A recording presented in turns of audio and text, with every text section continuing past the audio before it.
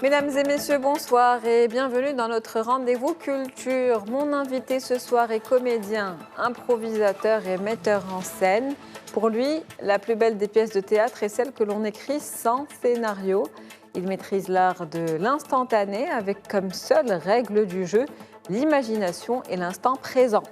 Comédien dans l'âme, formateur passionné, il est l'ambassadeur de cette discipline où l'on doit être vrai, drôle et percutant, tout cela en quelques secondes.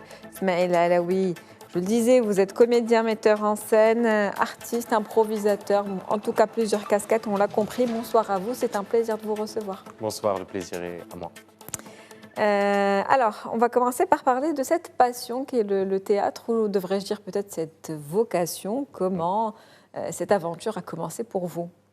Alors, cette aventure a commencé d'une manière très normale et scolaire, plutôt académique.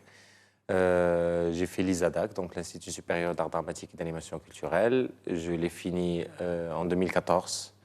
Et depuis, je fais ça à plein temps. Je suis comédien professionnel. Et c'est dans la même année, dans la même foulée que j'ai découvert la discipline de l'improvisation théâtrale que je pratique jusqu'à aujourd'hui, en parallèle de toutes les autres variétés de théâtre, disons.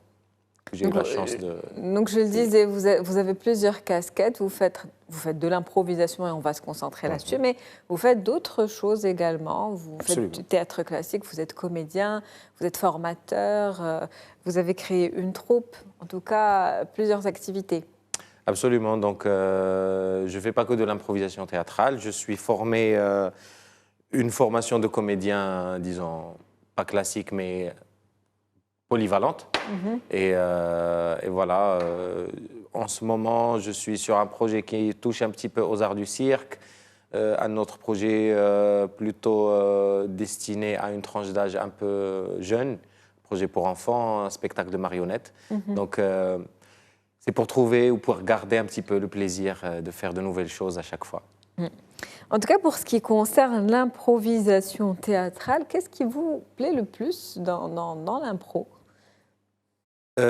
Pour moi, l'impro, en tout cas, ce qui m'a trahi, moi, personnellement, le plus dans cette discipline, c'est le fait que ça soit de garder tous les aspects théâtrales, où tous les aspects, on trouve du plaisir sur scène, mais en rajoutant une dose d'adrénaline sportive. Disons, un petit stress, on va dire. Exactement. Et donc, ceci vient d'abord du fait qu'on se jette un petit peu à l'eau. Il y a un certain lâcher-prise à avoir parce que quand on commence le spectacle, on ne sait pas encore ce qu'on va jouer, le public non plus. Et on découvre ça tous ensemble. Et aucun spectacle ne ressemble à un autre. C'est l'avantage. Absolument. C'est-à-dire qu'on peut regarder... déjà, le théâtre classique, c'est de l'art vivant. Donc, c'est un spectacle qui évolue de représentation à une autre. Mais l'improvisation théâtrale est beaucoup plus authentique. Et justement, vous parliez tout à l'heure de lâcher prise. Mais quand il y a ce lâcher prise, on ne peut être que vrai finalement et soi-même, parce que sinon ça ne marche pas. Parce que tout ce qui se passe vient du moment présent. Et quelle est selon vous justement la qualité essentielle pour pouvoir bien improviser sur scène ? Peut-être la réactivité, avoir une rapidité à trouver la réaction adéquate à une situation, comme ce qu'on fait d'habitude dans la vie, je dirais. Et voilà, ça travaille le muscle imaginatif et une capacité d'adaptabilité. L'écoute aussi, peut-être ? L'écoute, la construction, tout ça, c'est des outils utilisés par le comédien pendant le process de l'improvisation. Et à ce moment-là, le public fait partie intégrante, j'imagine, de la scène, puisqu'il participe également à son tour, de par ses réactions. Déjà, comme vous dites, de par ses réactions et de par le feedback immédiat qu'on reçoit. Mais le public peut aussi participer à la construction du spectacle, à l'écriture de l'histoire qu'on raconte. Ça dépend des formats, bien sûr. Il y a des formats beaucoup plus interactifs que d'autres. Mais la plupart essayent d'intégrer le public justement pour garantir cet aspect authentique, disons, et novateur de chaque spectacle unique. Et présent, de l'instant présent. Absolument. Vous dites que la plus belle des pièces est celle qu'on écrit sans scénario. Qu'est-ce qui vous fait dire ça, justement ? Alors, qu'est-ce qui me fait dire ça? Déjà, comme je vous ai dit tout à l'heure, je ne me rappelle pas quand est-ce que j'ai dit ça, mais j'ai sûrement raison. Donc, j'ai sûrement voulu parler de cet aspect-là vivant, présent. C'est-à-dire que le manque de scénario le scénario peut juste représenter quelque chose qui est prévu à l'avance. Donc, dans ce cas-là, tout ce qui se passe dans l'action théâtrale est immédiat et appartient à ce moment-là et ne peut pas être reproduit ailleurs. Absolument, c'est ce qui fait cette authenticité, justement. Est-ce qu'on peut dire que le Maroc dispose de son propre style d'improvisation? Est-ce qu'on a un style qui nous est propre? Moi, je pense que oui, parce que souvent dans les compétitions ou dans les rencontres internationales, les équipes marocaines se remarquent de plus en plus par un jeu beaucoup plus disons, physique, beaucoup plus expressif. Et ceci vient sûrement du background culturel différent, que ce soit au niveau de l'imaginaire ou au niveau de la théâtralité du corps dans l'espace. Je veux dire, c'est deux identités différentes, deux cultures différentes. Du coup, ça garantit aux équipes marocaines ou bien aux représentants marocains une certaine spécificité. Et quand vous parlez de compétition, il faut le dire, vous avez fondé une troupe de théâtre Exactement. Depuis quelques années déjà. Vous avez participé à 2 Coupes du Monde. Comment ça se passe au niveau de cette troupe? Est-ce qu'il y a quelque chose une autre compétition que vous êtes en train de préparer en ce moment? Il y a des compétitions qui sont ou des projets qui sont en préparation concernant cet aspect-là, qu'on va garder un petit peu en suspense pour bien surprendre notre public. Mais généralement, ce genre de compétition, comme vous dites, nous avons notre équipe, la Marocaine d'Impro, a participé à deux Coupes du Monde, une fois en 2015-2016 et une deuxième l'année dernière, en 2024. C'est des matchs d'improvisation. Exactement. En tout cas, l'improvisation a été fondée comme format sportif/théâtral au Québec dans les années 70. Et donc, c'est 2 équipes qui s'affrontent avec tout un décorum sportif, un public, un staff arbitral et un comptage de points qui définit une équipe gagnante et une équipe perdante. Et donc, ce principe a évolué vers une compétition internationale ou plusieurs compétitions qui se font partout dans le monde, mais il y en a une qui est, disons, plus officielle que les autres. C'est justement la Coupe du Monde d'improvisation théâtrale où nous avons participé l'année dernière à Bruxelles. Et nous avons eu l'honneur d'arriver à la demi-finale. Donc, comme l'équipe de foot, pareil. Donc, on est les Achraf Hakimi de l'improvisation. Ah oui, bah, c'est bien, ça fait plaisir. En tout cas, on espère que vous allez gagner pour la prochaine compétition. On a été très fiers déjà d'arriver à ce stade-là. Et bien sûr, nous espérons la prochaine fois évoluer et arriver. Justement, comment ça se passe sur place? Est-ce que, avant de commencer un match, on vous définit un sujet?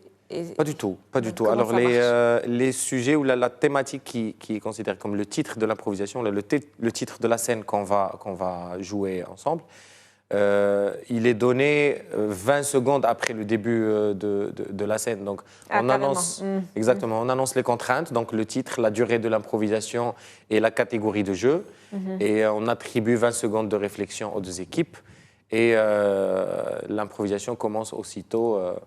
Suivant les contraintes données par l'arbitre. Et chaque match dure combien de temps à peu près? Dure de durée de 45 minutes, comme un match normal, du coup. Donc demi-temps. Le temps d'un spectacle. Le temps d'un spectacle entier, vraiment. Mais c'est vraiment un événement à assister. Il y a toute une ambiance. Mais j'imagine que par rapport à la troupe en question qui est en compétition, on va dire l'équipe en question, ils doivent quand même bien se connaître les uns les autres pour pouvoir réellement improviser ensemble. Complètement. Chaque équipe a son entraînement régulier, hebdomadaire peut-être, ou semi-hebdomadaire.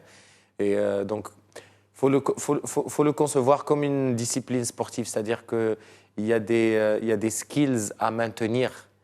On a parlé tout à l'heure de l'imagination, de la réactivité, de l'écoute de la capacité de construction et d'écriture d'histoire.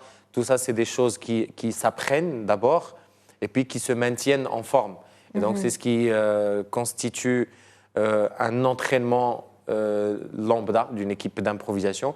Mais avant le match, il y a quand même un petit moment où les deux équipes se rencontrent et ils peuvent s'entraîner quand même un petit peu, histoire de découvrir les univers les uns des autres. Il faut avoir cette capacité de pouvoir performer aussi devant un public à tout moment. J'imagine que quel que soit le nombre d'années de pratique, il peut y avoir des trous d'air sur scène à ce moment-là. Comment vous gérez, comment vous faites pour en faire une opportunité et créer donc... ça peut arriver, mais justement, la discipline de l'improvisation, elle entraîne le comédien à savoir gérer ces moments de flottement ou de blanc. Parce que parmi les règles principales de la discipline de l'improvisation théâtrale, c'est d'utiliser l'accident. C'est-à-dire que si quelque chose se passe d'imprévu sur scène, par exemple, dans un trou d'air... l'improvisation déjà. Exactement, dans l'improvisation déjà qui est imprévue en soi par défaut. Et par exemple, ça inclut même les trous de mémoire ou les trous d'air ou les moments de blanc.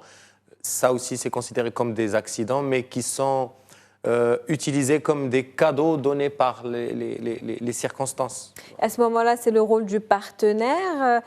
Comment ça se passe? Est-ce que c'est un moment de panique qui devient un cadeau pour un partenaire qui rebondit et qui sauve la situation? Ça peut provoquer de la panique au début, mais avec de l'expérience, on apprend à savourer justement ces moments et de savoir en tirer peut-être un beau silence théâtral, un bon moment de jeu intérieur, une émotion sincère.